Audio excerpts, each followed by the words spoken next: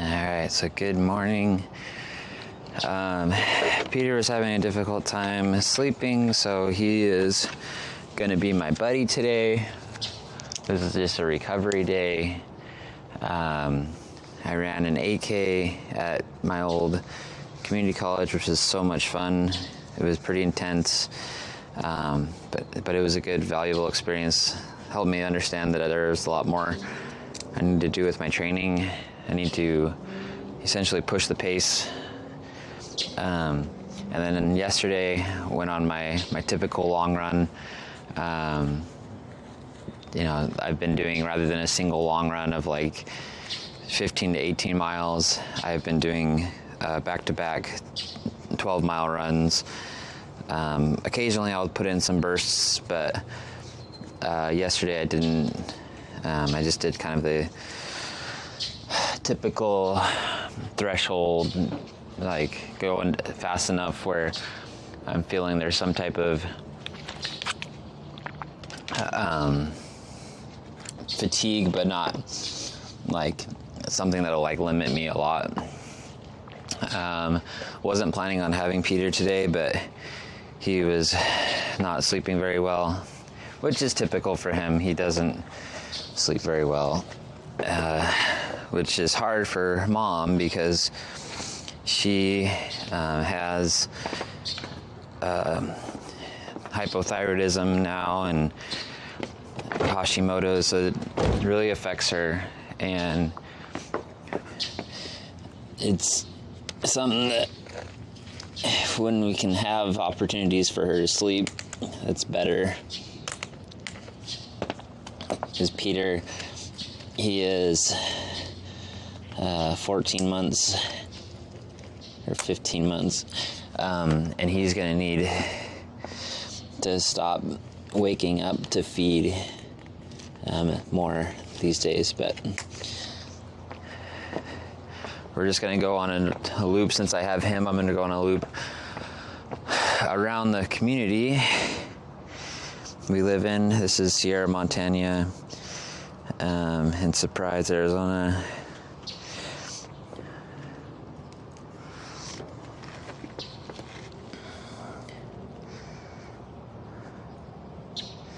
Put on my GPS. This GPS watch has been pretty good. This is the Garmin 45. We got it like free refurbished for like $90.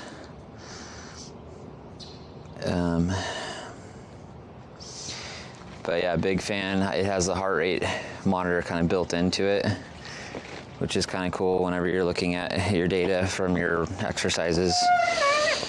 I have these. I got this 29-inch bike, so I could go like kind of more on any type of surface. But then realized that I'm on the road most of the time, so I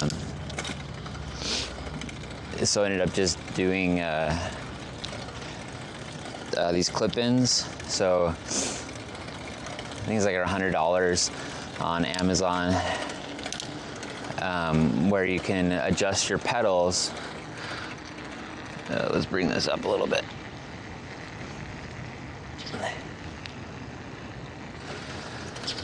You can adjust your pedals, so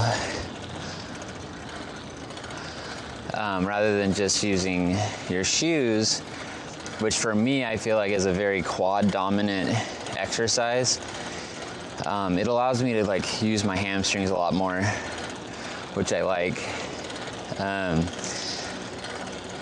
Whenever I was running in the past, that was a big issue. I felt like my legs were just enormous, and it was partly because I was pushing the pace real hard on a lot of the days, and I was doing really well, running the fastest times I ever ran. But there was an imbalance at times too. So anytime that I can find a way to utilize hamstrings so I can have that balance from front to back is a good thing. And I feel like this has been really successful for me.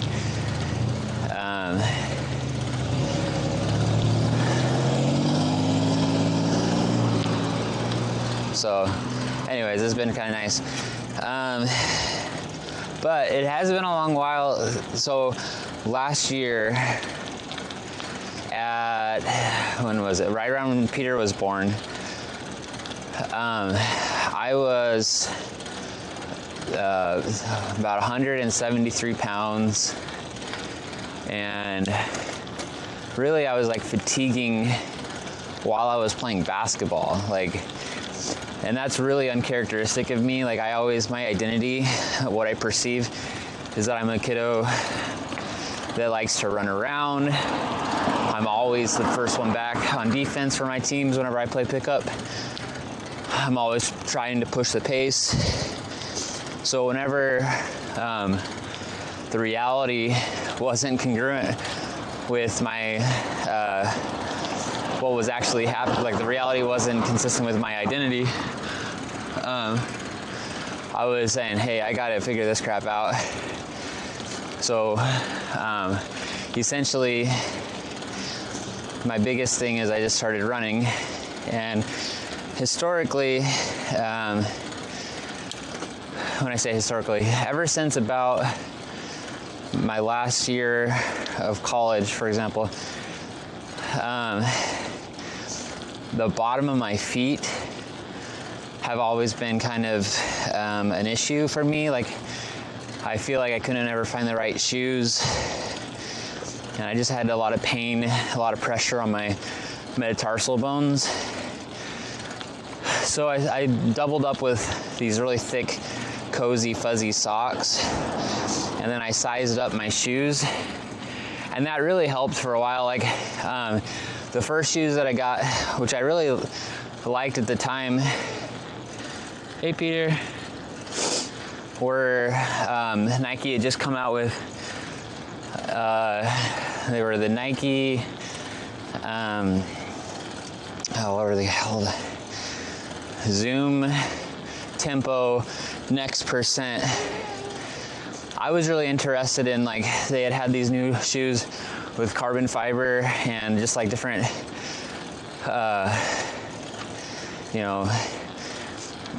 builds where you have like stiff components in the shoe to physically help you with running economy and to help you with performance. So this was the first one that was like a daily trainer, because like the Vaporfly, for example, that one is really awesome, and I later on in the year got those ones too, which are amazing. I love them. But basically, like, those weren't to hold up. They are carbon fiber, and the foam, from what I've heard, lasts around 200 to 300 miles, and then it's done. And that's even optimistic from what I've heard. So I basically will run in trainers, and then including those ones I just talked about, the Tempo Next Percents. And then when I race, I would race in those kind of higher quality, those shoes, for example, they're like $250. The Tempo Next Percents, what were they? They were like, I don't remember, like 160 or 170, but then I would get them, I got one of them on a 40% discount with East Bay. They had a 40% thing, so that helped. And then the other one, I loved them so much, I got a second pair. This with a slightly different size, used for like 110. And then I got really into Asics for a while, because working at a school district, we have, and a physical therapist, I got a medical discount, and then they also provide teaching discounts too, but the medical is 40% off, so I got 40% off all Asics. So I got a variety of different ones of those. I got this Kinsei Blast, which was really good. I liked it a lot. I still have it and I still use it. And I guess this is after I got a couple more Nike, because traditionally I've been really into Nike. So I had like an Air Pegasus, like 37 or something, and then this other one, I don't remember the name of it. It was like an $80 trainer. And essentially I just used the Nikes as like my everyday shoe, because I would realize, like, you know, it wasn't really beneficial to have these softer shoes when I'd run and then like have like really hard, you know, dress shoes or whatever whenever I was actually at work. So I've been using my Nike Pegasus and Air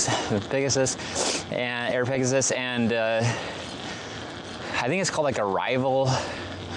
I don't remember, but I've been using those primarily all day when I just go and walk. But then I got into the Kensei Blast, which felt good, and then tried Nova Blast. So at the time, the Nova Blast 2 had kind of just come out, so I got my first one of those, and that felt really good. So then I got a second pair of Nova Blast 2s, again with a slightly different size. And then most recently, just like about, well, a couple weeks ago, I got this other one, Nova Blast 3, because those ones just came out. And I really like those a lot, actually. Like, the cushion, just as far as like a daily trainer, like, it feels really good. I've only had about 4 runs or so in them, but they feel really good. So maybe down the road I'll get another one. But I'm also looking into, instead of my Vaporflies exclusively, I'm also looking into some of the newer carbon fiber Asics shoes. So we'll see how those go. They're so expensive though, so they're like $250. So even if you have a 40% off, you know, you're still dropping quite a bit of money. But we'll see. But anyways, yeah, so I was like overweight. I couldn't really participate in basketball very well. And I was like, all right, I gotta do something. So I started training, and really haven't been looking back since. I've been really consistent about it. You know, I trained for a while, like, you know, and then so this was in August when I started, and then I ran my first race on Thanksgiving here. In fact, this is the loop of the course, at least the first part of this is the loop of the course. So, you know, I hadn't run a race in a long, long time, so I had no idea what I was going to get, but I was able to like get in a few solid months of training, and I don't know how many participants there were, probably, I don't know, like 100 maybe, just, you know, a local, very small 5K. But I was able to win that, and like one of the better programs around the West Valley is this Shadow Ridge. So whenever I signed up, they're like, oh, we heard you were going to race Eric, who's the coach of Shadow Ridge. And I was like, I'm here to race anyone, like, it doesn't matter to me. So that's how it ultimately came down. Like the first, I would say, half mile we were together, and then ever since then I broke away, and then won by quite a bit. I think it was like, I don't know, 30 seconds, 40 seconds, something. So that felt good. It felt really good to like get a win, because it, you know, it'd been a long time. And then I kept training, and then I had my race in Mesa, which was so fun. It was a Mesa marathon, but I was just running the 10K because I really feel like I want to get that 10K back down. Like, you know, I feel like, and maybe this is like not a real fear, but my fear is if I were to train for a marathon, because I've done a marathon actually without training, which is a different story, but to get it down to like a good competitive time, I feel like that might like eat up a lot of my energy, but it also might take away some of my speed. So I really want to develop that speed, but at the same time, like it has to be kind of longer, because otherwise these young high schoolers could just like trash me. So I think the 10K is a good distance. I did really well in college with the 10K. I was like on the record board at BYU Hawaii with that, and I was able to run really well and go to nationals in junior college, both years that I ran in track there for the 10K. So anyways, I'm gonna try to target that, but I've been running pretty consistently, and you see that I'm biking today. So basically how I have it down right now is, let's see, Mondays, so today's Monday. Monday is a bike day. I used to go up to 23 miles. There's like a loop from where I live. If I get on the highway that goes towards Wickenburg, there's a little community about 11 and a half miles away. And there's a stop sign or stoplight, and then I turn around there. But then I realized like the quality of my runs actually was limited quite a bit. So I switched it up. Instead of going for like a 23 miler, which for bikers isn't very long. You know, cyclists go a lot longer than that typically. But for me, with this heavy 40-pound, bike, 29-inch tires, as a recovery day, like that's long enough for me. So so I switched it over to doing. Good morning. So I switched it up over to doing 11 miles. So basically about 5.5 miles out, I switch and come back home. And I've been doing a lot of like audiobooks, which I might talk about, but suppose like some of the like more popular ones that I've done recently that I've liked were 7 Habits of Highly Effective People. I did, I don't remember all the names of these titles, it's been a little bit, but it was like How to Influence People and Win Friends, something like that. Let's see, I did like The Alchemist, which is like, it had been a long time since I'd like engaged in like a fiction book, so that was kind of an interesting, fun one. A lot of motivation type. I was really for a while into this podcast called Strength Running from Jason Fitzgerald. It was really, really good. I listened to probably 200 or so, but then I kind of moved on. So each of those are about 45 minutes each. Let's see. How you doing back there, buddy? You're doing good. There was like this other book called Atomic Habits, which is a pretty good one. Basically, the idea is like if you work on every small thing in your training, then big changes can occur. And I like the idea of that. Thank you. Let's see. Well, nothing else is really standing out, but a lot of, I did like Rich Dad, Poor Dad. I'd never read that book. It was pretty good, talking about setting up assets so that your money can work for you. But anyways, back to like kind of training. So I ran that race, felt good, and then kept getting into other races. So I ran that Mesa 10K, and it felt really good. I had issues on the bottom of my foot again for a while, so I had to, like, instead of running, I had to go into biking for like a good month.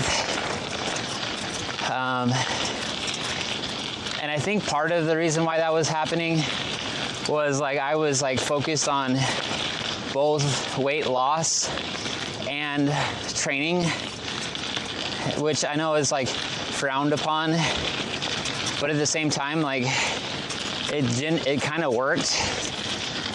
So I didn't do a lot of restriction, especially like after workouts. I would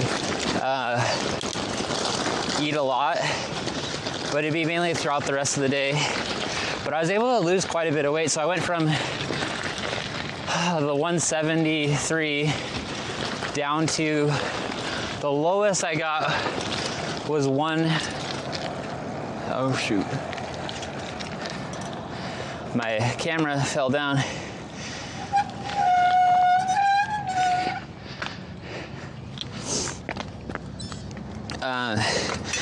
It got down to what was it? 133, which is lower than it was even when I was in college.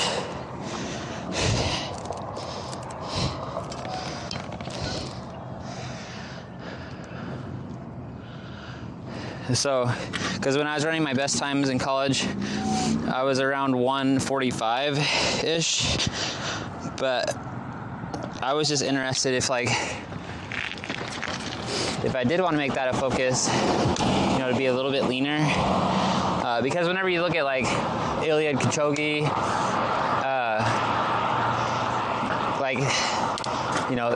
we're seeing that like the best 10K runners are right around a BMI of like, there's a range, but around 20, BMI of 20.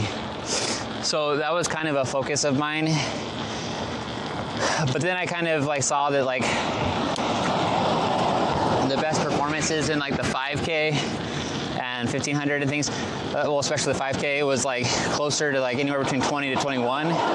So then I kind of gave myself grace to like whenever I'm training to be at around 20 to 21. But I mean, I was able to get down pretty quick, and I've been able to essentially sustain that pretty well. So I'm kind of happy with that.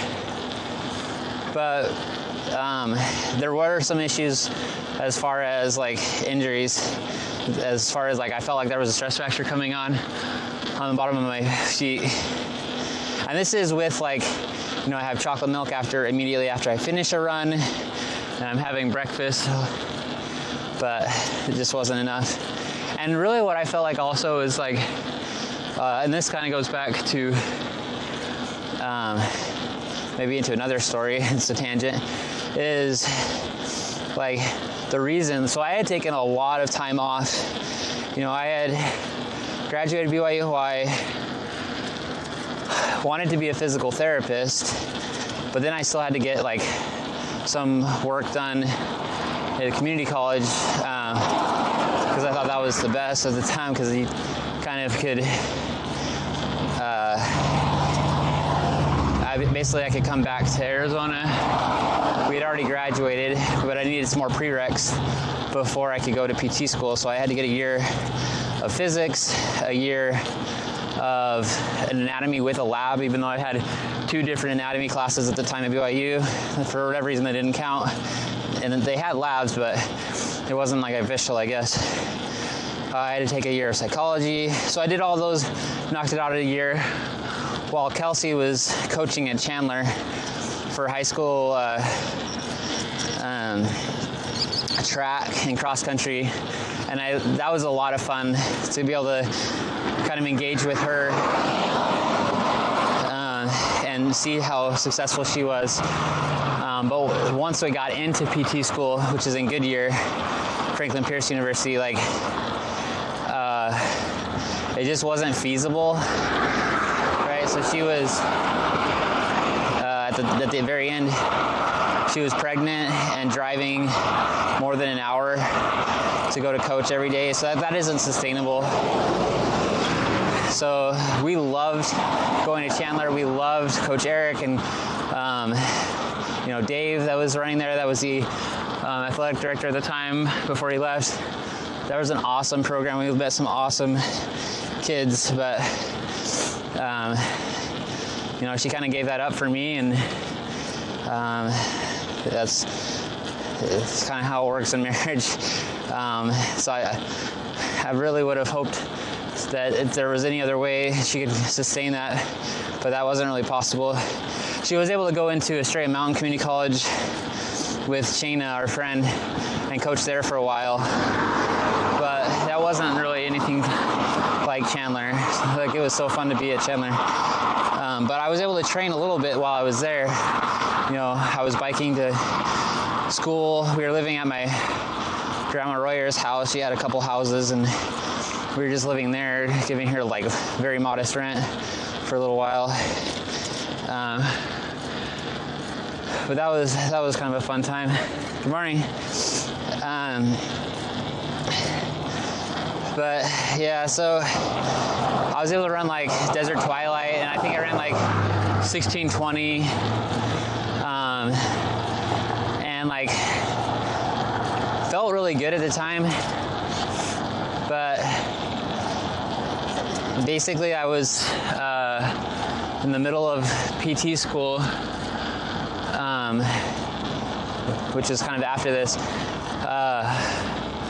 You know, well, Henry was born, and that was in California, and I took basically a week off, and you can't really do that in a PT school, a doctoral level program. It's just, at least for me, it's like too much, and I tried studying, but it was just so stressful, and I wasn't able to keep all my grades up, so I had to pause, and then I had to wait a year and resume with the next cohort, which was kind of humbling, but it actually, like in the long,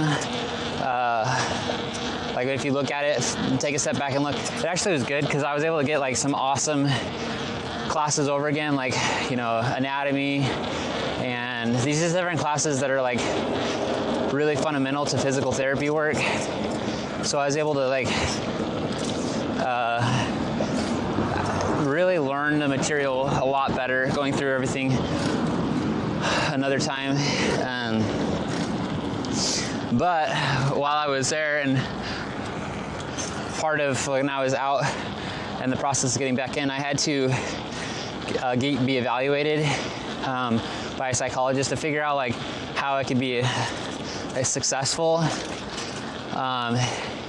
And while I was, you know, throughout all that, the diagnosis of ADHD occurred, and so we learned all about the diagnosis and medications. And I remember when I started first having medication for ADHD, it was like, I mean, I felt like it was a cheat code for life. I just felt like amazing. I started with Adderall, and it was just like unbelievable. Let's see, I'm gonna cut across here. Let's see. You know, it's something that potentially I wish I would have had earlier a little bit, like at least at the time. For example, like I had to struggle to learn how to do typing without looking at the keyboard, even though for those that are around me and know me, I'm like really into computers, and I've been in multiple typing classes, and I've just struggled with that. Like within like a few days of Adderall, I was able to type without looking easily. So like, and there's like different examples, but I won't go into that right now, but ultimately, like, it was really awesome to let's see, I think I heard something pause. Oh, it looks like that's still recording. Mine's still on here. All right, I'm gonna keep going then.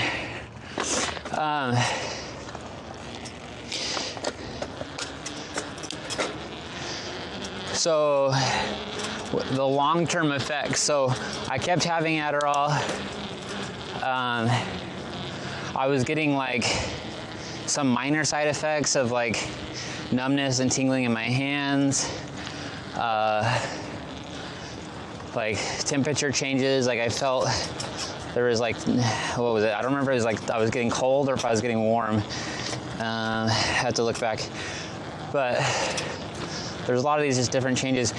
But after using it for about 1.5 years, I was starting to have issues with my heart, and it felt like my heart was just like the weakest muscle I'd ever ever had. And so it's like, this is really odd for me, being a kind of a, I would say like sub-elite. I don't know, it's probably like, there's like a level below sub-elite, but I'm a kid that was running 16 minutes for 5K, 32:40 for 10K. So I'm like, I shouldn't be having issues with my heart.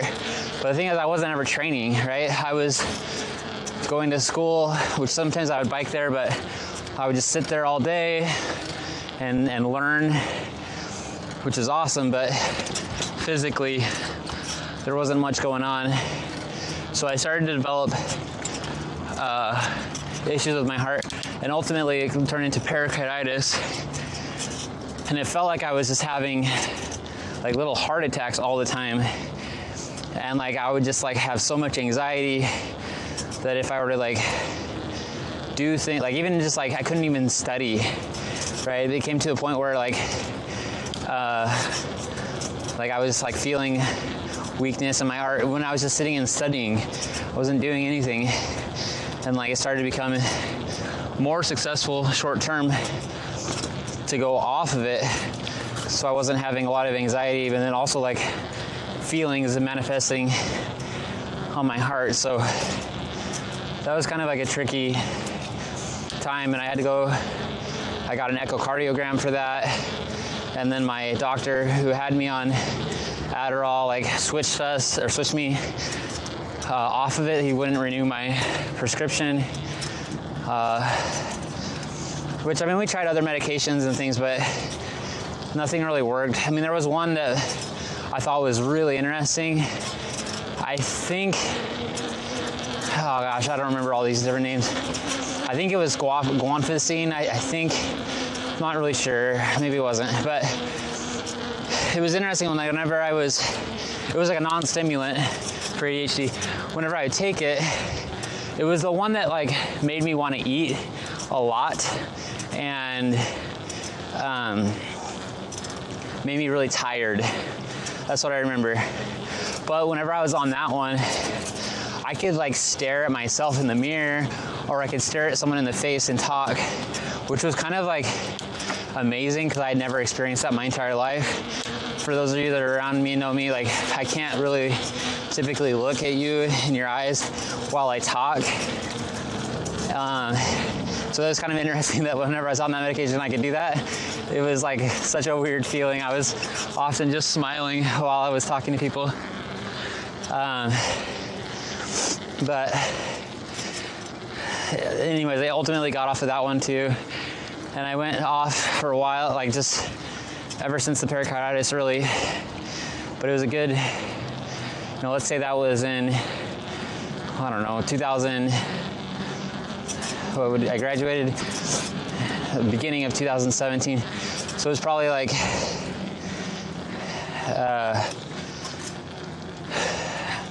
no, I guess I graduated in 2016, but the official date was 2017. So probably 2017 until like, well, when did I start training? 2021. So basically 4 years of not really training due to like concerns, because what would happen would be I would go run or I'd go do basketball, and like not only was I like fatigued now, but I would have like heart issues, like, and I knew from physical therapy school that that's not good. I shouldn't have like angina or like chest pain. That's never a good thing. So I had to like self-medicate with like aspirin after every single exercise session I did. And it was like really frustrating. And it really felt like I could not even think about doing like intervals, right? Like repeat 400s or miles. Like just the thought of that would like make my heart quiver a little bit. So anyways, that was kind of a tricky time, but after, right around that November time, I was feeling, as I was playing basketball and just like pick up basketball at local churches, like that chest pain was kind of going away.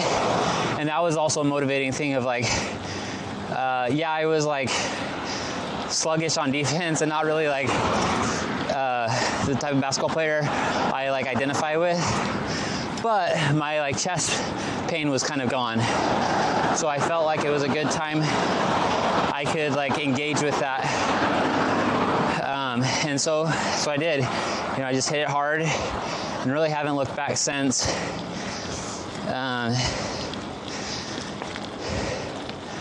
So that's kind of where I'm at right now. Like I've made some adjustments. So coming back, I've been having a recovery after every workout. I have this bike, so I don't think I ever even finished my schedule. So Monday I do biking. Tuesday, Wednesday, Thursday, I go run. Friday I go back on the bike. Mainly, like it's as a recovery, because these days aren't very hard. As you can tell, I'm not breathing very hard and I'm not pushing it very hard. I'm not sure what's going on with my watch. It's saying saving.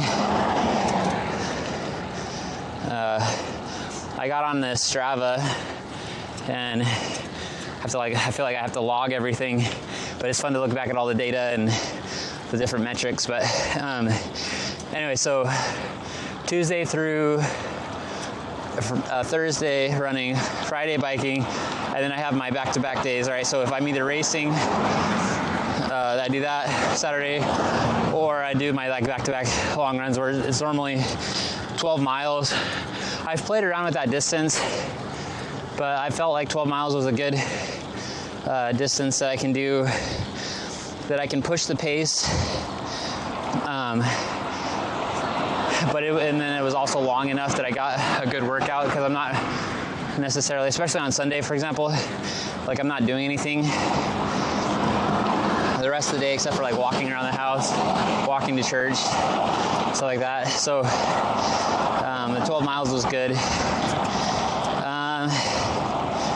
And that was something I had never done in the past. I normally didn't do any type of exercise on Sunday. But then I was like, well, I understand like in the religion I like participate with that like we need to rest on Sunday, but I would find that I was just like resting but not really doing anything like purposeful with my life. So I felt like, essentially my compromise was that I kind of have it as a recovery day, and I listen to like Christian music or like self-help type audio. That's usually what I do on Sundays. So let's see. So let's talk about what. So I'm into this training. I guess I can talk about races. So races coming up. I just finished that 8K. I didn't even talk about some races after the Mesa one. So the Mesa one I ran like, I think it was around 34 minutes, something like that, for the 8K. I don't remember if it was just under 35 or it was just under 34. I don't remember. But I got like 16th overall. Let's see, I think I'm gonna make it right here.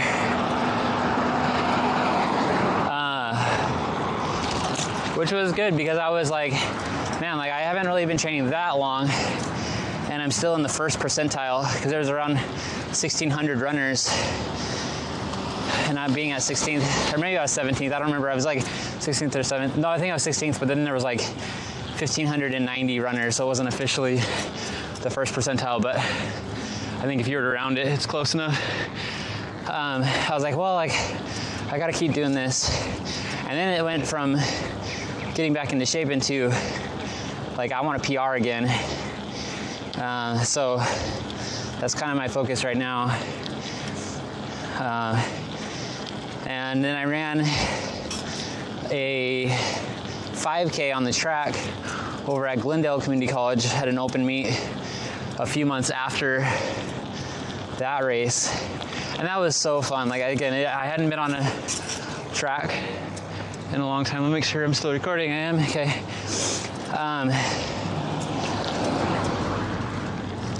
hadn't been on a track in a long time, so I was able to go in. I think I was ranked like 4th or 5th going in, and then I got 2nd, and I ran a decent time. It was like 16:45 or something like that.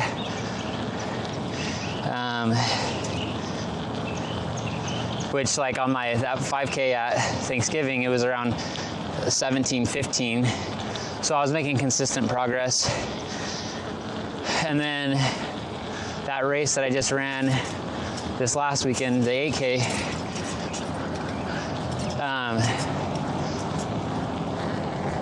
I started off pretty good because I noticed, I ran this other 5K, when was that, like a couple months ago?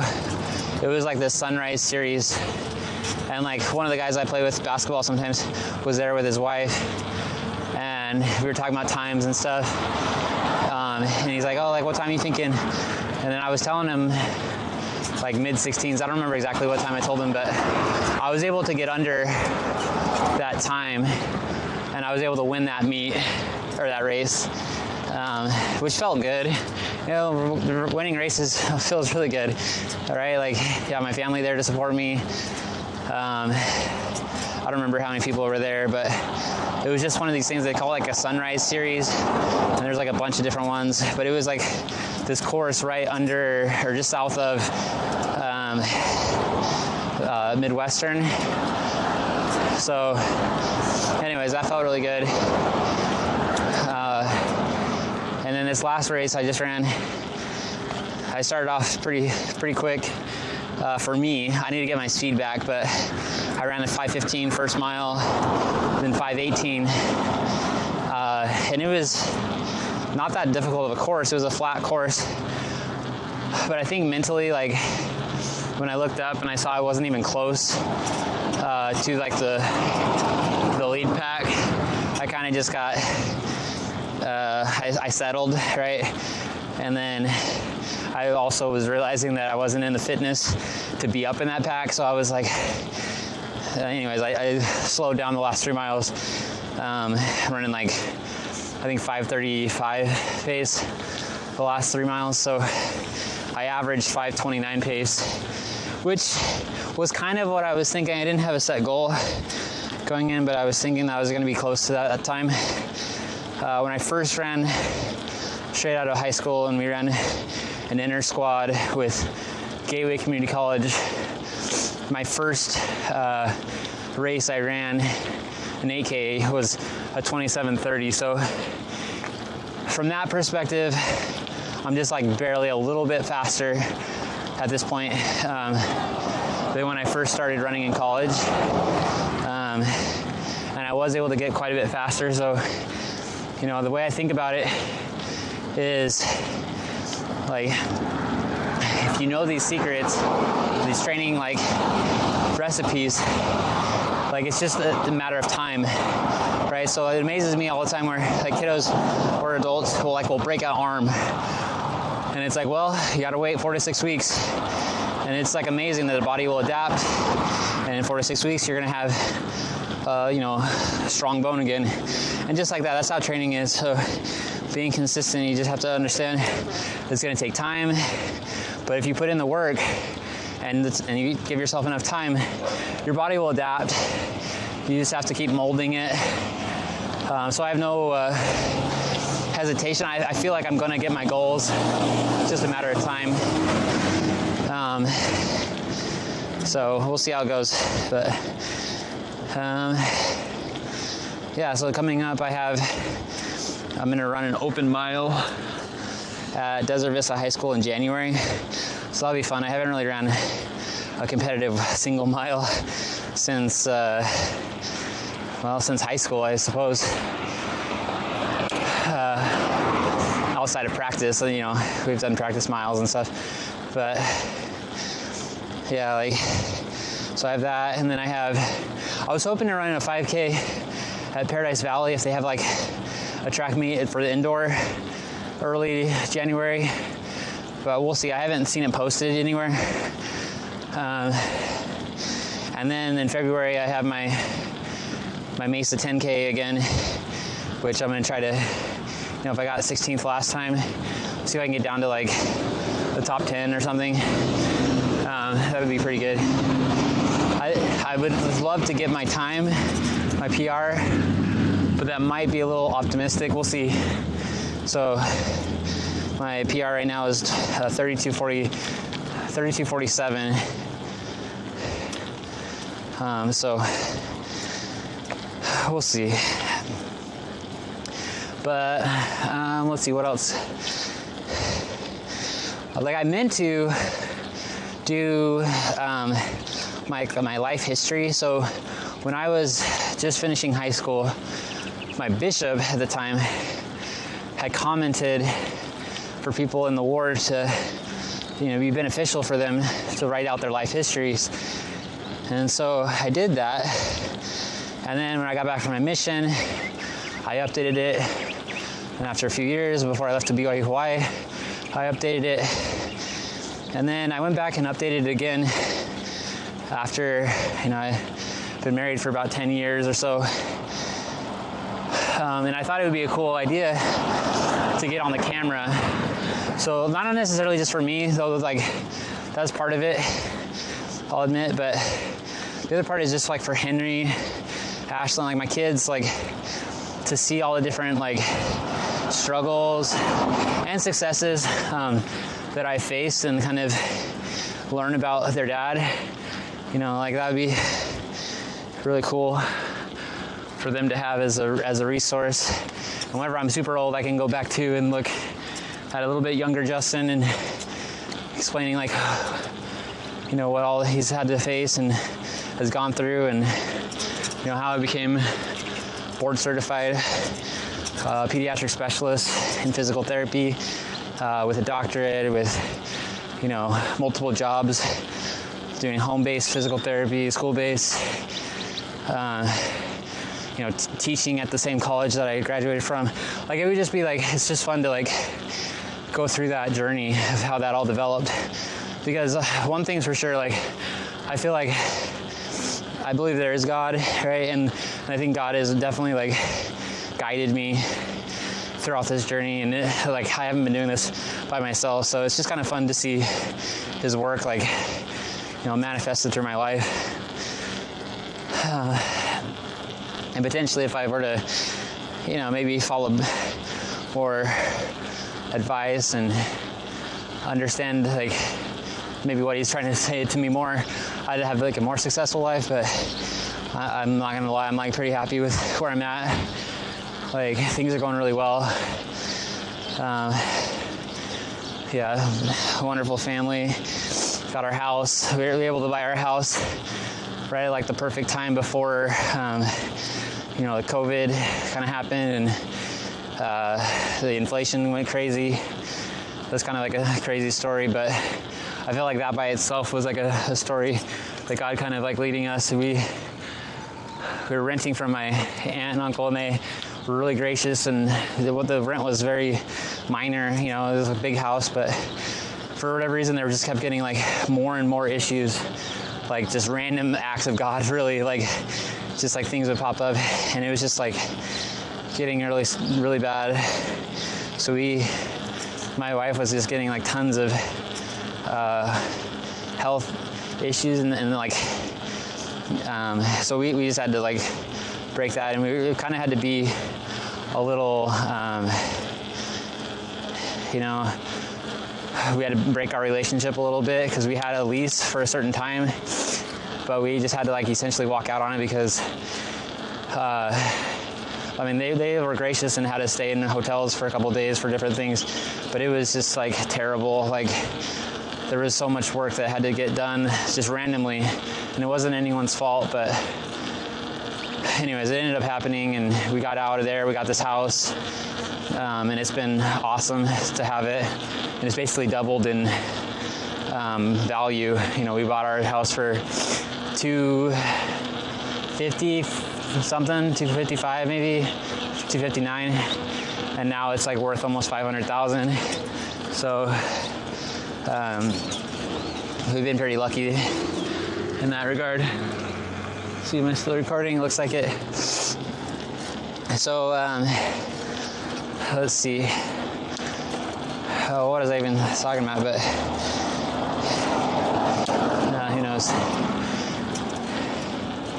Oh, going back to my life history. So yeah, that was like a goal, is like I could like sit down and like explain my life history in video, and like that's what my wife does. My wife, in addition to like doing videography work for weddings, which she's gotten really good at, and it's been kind of fun to watch. Like as she first started working in videography, like we started with a T3i from Canon, a little like smaller than APS-C sensor, and like the T3i was like the first one that had like video autofocus,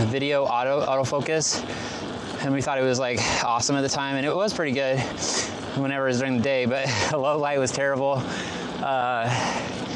But it was like a good stepping stone, right? Like we started there, we learned about the, I guess like the low light was terrible, but then we learned about the importance of good quality lenses with low apertures, right?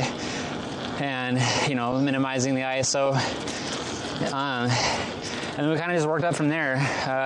We got another Canon T6i, and then we made the big jump 2 years after that to get the new A7 III that came out.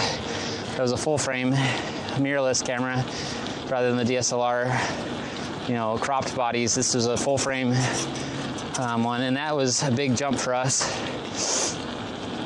And then since then we got A7R III, because she would also do, in addition to video, some photography. She does photography as well. And then we got an A6400, so we could have like the third camera with consistent color with a Sony. So in editing, we can just make sure everything was consistent, just selling off the other cameras. And then waited a little while. We were consistently getting gear like gimbals, computers, hard drives, lighting. We got an A7S III, which is awesome. Absolutely love it. And then we just loaded up. Throughout this process, we loaded up on lenses. Right, we have Tamron 28-75, Sigma 24-70, Sony 85 1.8, Tamron 70-210, 2.8. What else we got? We had a Sigma 24 1.4 and a Sony 50 1.8. We like sold some of them, like we would sell one and then like get another lens. But we have some APS-C lenses, but yeah, that one's doing pretty well. Like the business is doing well. It's kind of stressful with editing because Peter needs to be held a lot of the day. Like he at least he feels he needs to be held, which is kind of a big struggle for Kelsey, that if she's doing videography work, that's really challenging, right, to hold a baby and video edit at the same time. But definitely got into a rabbit hole about work and cameras. Can't recall exactly what we were focusing on, but my goal was to do a life history, and I was going to be doing that during the summer. This last summer, that was my goal, but it just never happened, right? Whenever you have kids, your goals just never happen sometimes. So for example, like we had a trip to Disneyland, which was awesome, but that like took a week. There's a week there that I couldn't do it necessarily. And then after that, Kelsey's family bought a house here about a mile from our house, which I think they're planning on retiring. I don't know if they've all been like bought in. Maybe they have. I'm getting a sense that there's some reservation about, but essentially the goal is they're going to retire there after they're done in California. Temporarily, Kelsey's doing the Airbnb stuff for it, so they're renting out to people. But yeah, I just basically haven't had time to do this. Like, and part of it's my own ambitions, right? So like, I got my specialty certification in PT, for pediatrics, like, I don't know, when was it, like 4 or 5 months ago, about the same time as Kelsey getting, their parents getting their house, I got USA track and field coaching certified. So I'm like a certified USA track and field coach, which is kind of fun actually, but you know, it just took up 3 days. So these different projects that I have, you know, there isn't enough time, which does kind of like go into another tangent of, at least especially in the summer. Recently, like I've just barely recently switched over to like kind of more 5 o'clock wake time, but for the summer, I was able to get a lot of work done like by just waking up at 4:30 and then go get my bike ride or my run, and then come back, and then usually I get back by like around 6, and then depends on the day, but most of the time I don't have to go to work till around like 8, so I had a couple hours every morning that I could do stuff, which I don't know why this is like a new thing, but anyways, I'm like, I was optimistic whenever I did that, because I'd be able to get my training in and be able to do life history, but it just never happened. I think it will eventually. I think maybe next summer, you know, next week, for example, I have a week off, but the thing is, like, whenever I have weeks off, Henry and Ashlyn have weeks off from school too, which is great for like traveling, but as far as like doing projects, it's not like the easiest thing. All right, so life with 3 kids.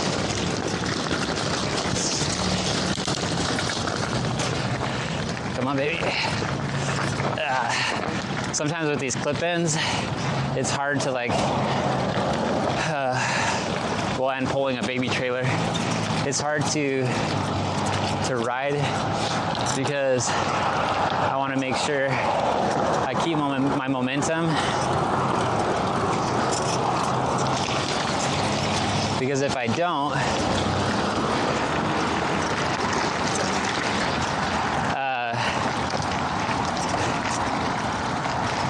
then it's hard to like quickly unclip. And wow, I thought this road was a little bit smooth. Like I do reps over here all the time, but it looks like they've worked on this trail a little bit. But anyways, like, well, I guess what I'm trying to say is,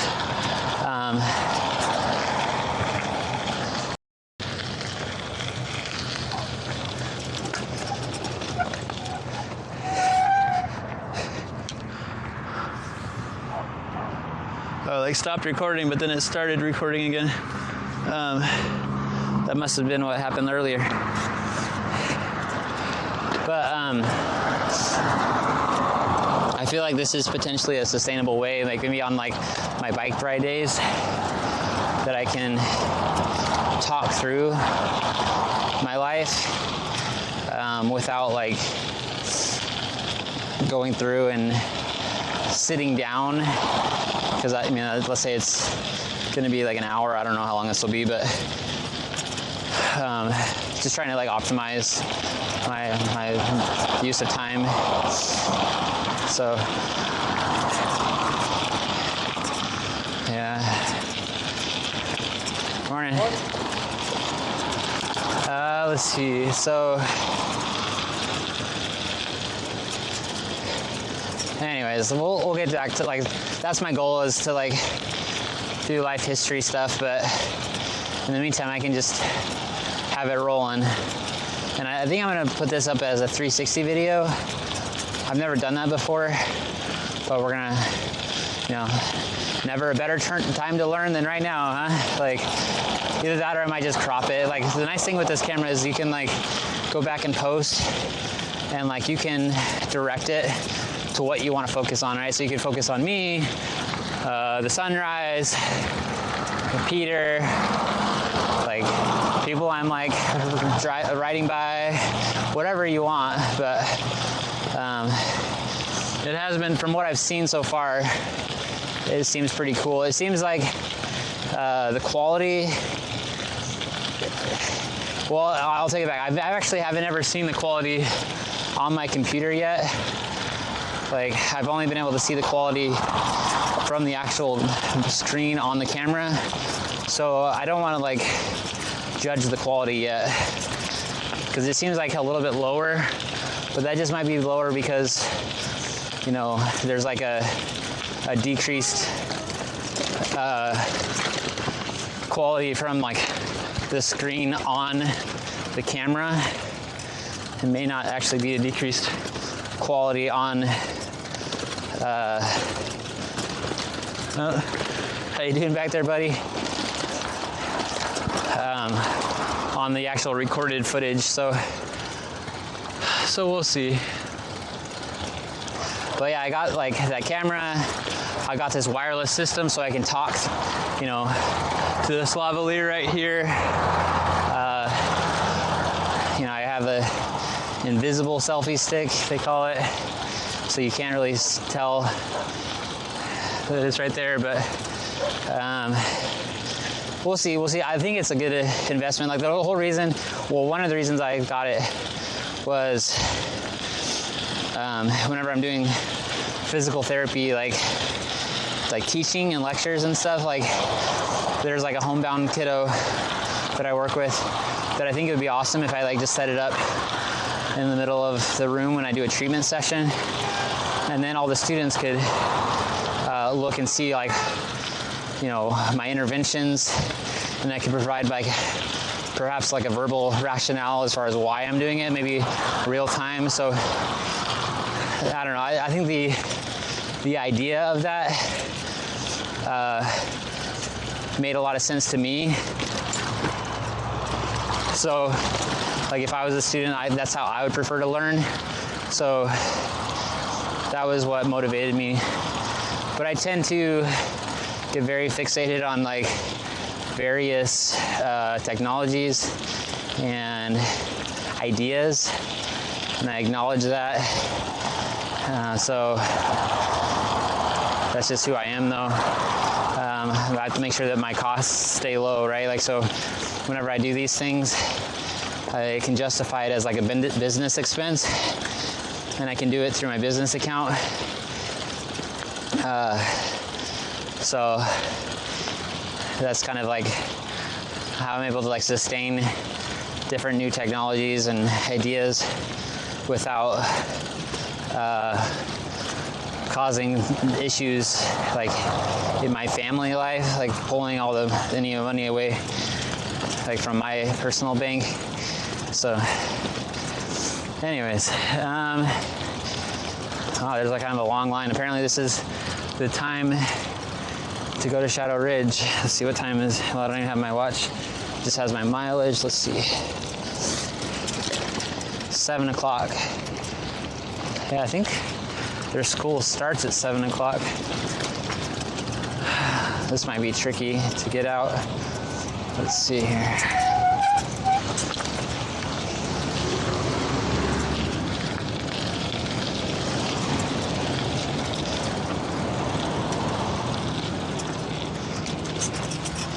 So last time I didn't really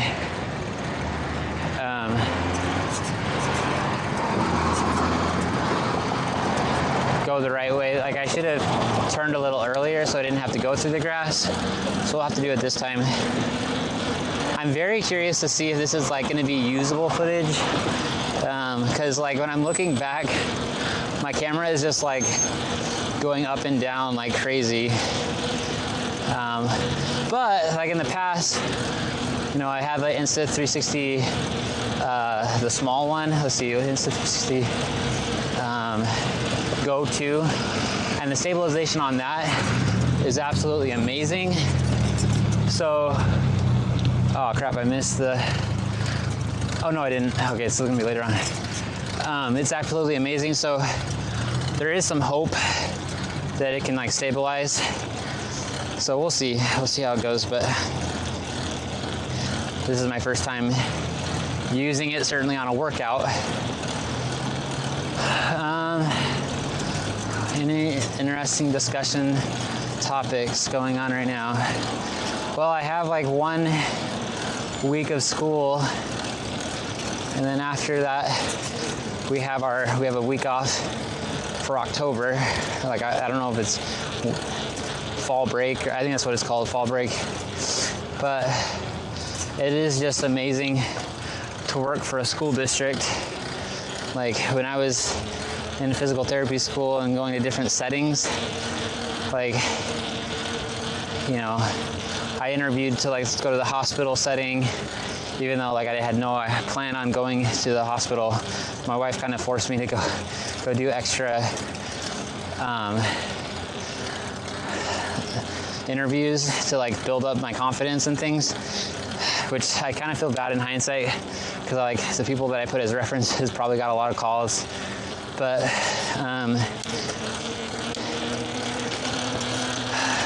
like sometimes I would let them know in advance, but sometimes I didn't. But anyways, like it was kind of a challenge, because like I like knew I didn't want. In fact, I was even given in a position, and a friend of mine from church like kind of like I believe talked to the person and got that position. But then I just, you know, wasn't planning on accepting it. So anyways, I don't know. Oh, what I was saying was like their schedule, for example, in the hospital, like you like would miss Christmas, miss New Year's, like you don't have any like weeks off. Like the salary was a little bit better, but it's like, oh crap, I missed the turn. I guess I'm going down the grass. Like your work-life balance would have been so chaotic in that type of setting. So nothing compared to a school system where, you know, I show up when the students show up. Occasionally I have meetings, you know, before or after school, but like it's really relaxed. Like my workload is less than half of what like an outpatient setting would be. It's about the same as inpatient, but far less like stressful when you're not dealing with like people that just had surgery or things like that. You know, you're working with kiddos, helping them be more independent and participate better in school. So it's just like absolutely like the best setting ever for physical therapy. And the salary is actually not that bad. Like, especially like for example, like they have different pay schedules. And like one of the pay schedules is called like 197. So it's based off of like, if you have 365 days in a year, right? That means I'm working 197 work days, right? And I'm not like a wizard at math, but like that's like not very much compared to like 365. 197 is really modest, you know, which makes sense because we have like this fall break, we have a week off or actually 2 weeks off for winter break, we have summers off, so there's a lot of benefits for a school setting. And then you can also like do a little bit of extra work here and there. So like my dream was kind of like to do some coaching, and I like even like kind of pressed my wife like, hey, like do you think I could like jump in and be a coach? There was a position for like Little Canyon, which is like a mile from our house, but my wife won't let me right now. We have 3 kids, so it's too much of a commitment. Good morning. But yeah, maybe when they grow up and I can get the green light, then I'll jump into that, because I think it'd be really fun. I know it's like doesn't pay very well. Like that's how it was kind of at Chandler too, and then Chandler even paid better than Willow Canyon. But good morning. But it's kind of more of one of those like quality of life things. Like it's just one of those things that I like am interested in, and I feel like I've invested a lot of time in researching training, so it'd just be kind of fun. And going back as far as like an extra tangent on our group over at Chandler, it was kind of fun to see. So Chandler, the girls, our core group, well, I would say like Alexis, like our core runner, as well as a couple of girls that we like, well, we were kind of like instrumental in, I feel like, recruiting one girl, Ava, and then like she was able to, I believe, recruit another girl. But it was fun to see their core group, even after we left, go on and actually win state in cross country for Chandler. So that was awesome. It was kind of interesting. I was looking at Jeff Messer's profile, like for a podcast, and they were like, he had just recently got like Gatorade High School Coach of the Year or something, like maybe the high school coaches voted on it, but it was like the Coach of the Year, and they were talking about like the different years he had won state, and most recently it would be at Desert Vista, and it was just kind of like a proud moment for us where, you know, there was a gap. I don't remember exactly which year it was, but we'll say like, you know, he won, we'll say 2015, 2016, 2017, and then like, I don't remember, but then like one of the years, we'll say it was 2017 or something, like the Chandler girls were able to win. So that kind of felt good. For those of you that don't know, like I went to Mesa Community College and he was an instructor there. Absolutely amazing. If you have an opportunity to take any of his classes, do it. He's like, still to this day, the best professor I've ever, like the classes were so amazing.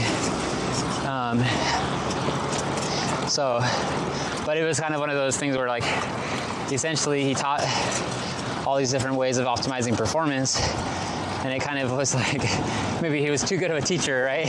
So like,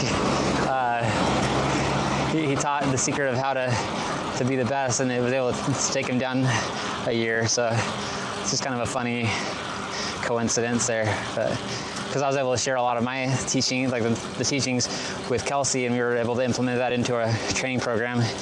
And I felt like the training program was pretty solid at Chandler. Plus, it's a great environment there with the track program being so strong. But let's see.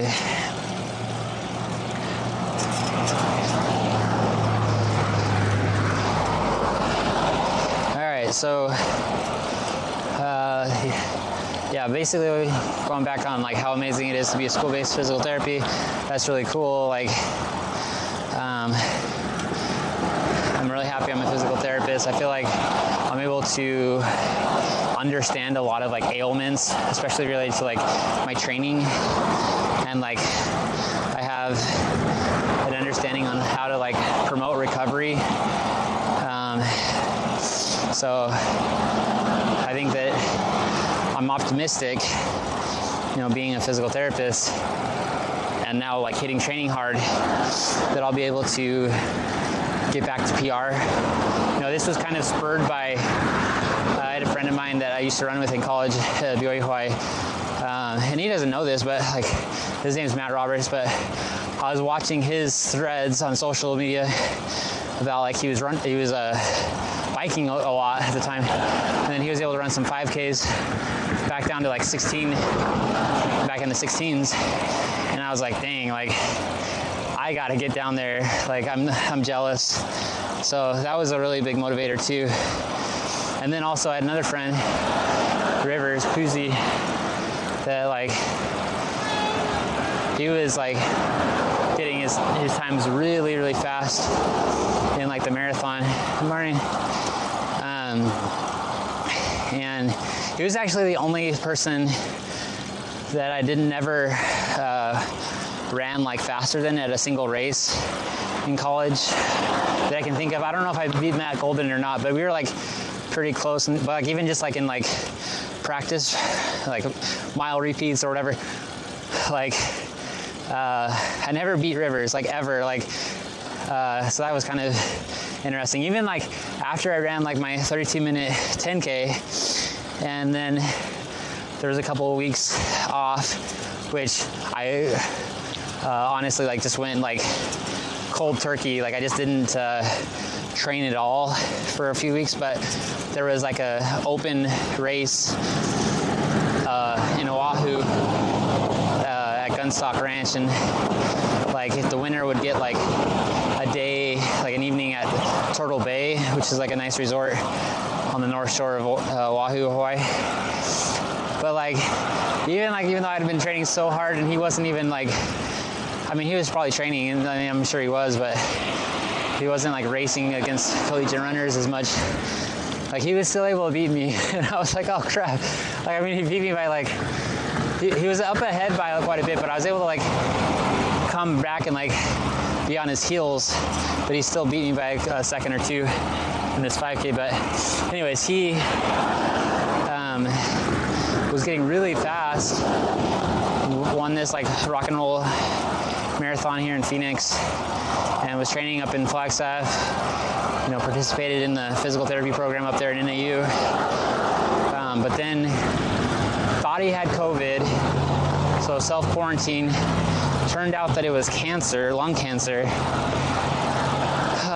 and so then like that really like shot his running career, and like it was like, I mean, things were getting bad for a long time, but luckily he's still alive, but just, you know, just a shell physically of what he was. So like that was kind of going down too, and I was like, man, I gotta be like grateful for what I have. I have like the ability to go out and run or bike every single day, and like that hasn't happened to me. I haven't had lung cancer. I don't have these issues, so you know, I gotta just take this gift that I've been given and just kind of enjoy it, you know.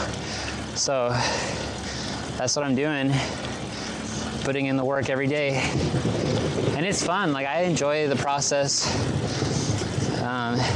almost as much as like actual racing.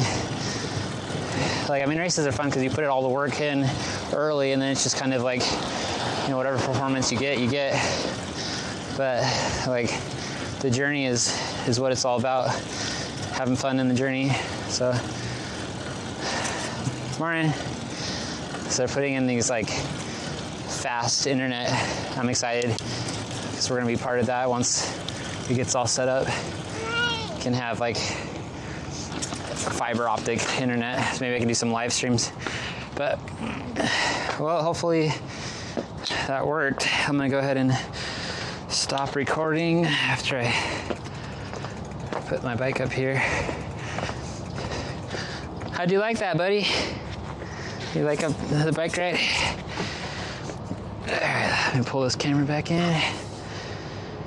Alright, and then let's see.